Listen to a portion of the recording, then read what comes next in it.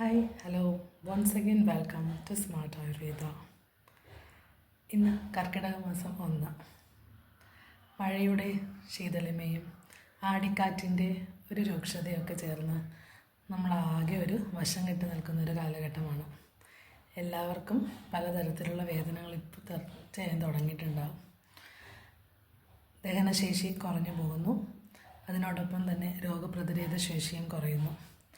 ഇമാതിരി ശരീരത്തിനും മനസ്സിനും ഒട്ടും സുഖകരമല്ലാത്തൊരു കാലഘട്ടമാണ് കർക്കിടകം. തീർച്ചയായിട്ടും ഈ കാലത്തിനായിട്ട് നമ്മൾ മുന്നൊരുക്കം നടത്തേണ്ടത് തന്നെയാണ്. ദഹന വ്യവസ്ഥയെ മെച്ചപ്പെടുത്താനുള്ള ആഹാരങ്ങളും ഔഷധങ്ങളും വേണം. ആഹാരം തന്നെ ഔഷധങ്ങൾ ചേർത്ത് സംസ്കരിച്ചെടുത്തതായിരിക്കണം.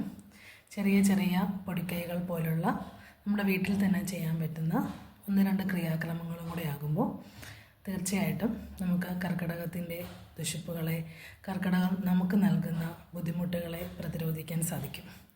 അതിന് നിങ്ങളെ സഹായിക്കാൻ സ്മാർട്ട് ആയുർവേദ കൂടെയുണ്ട്.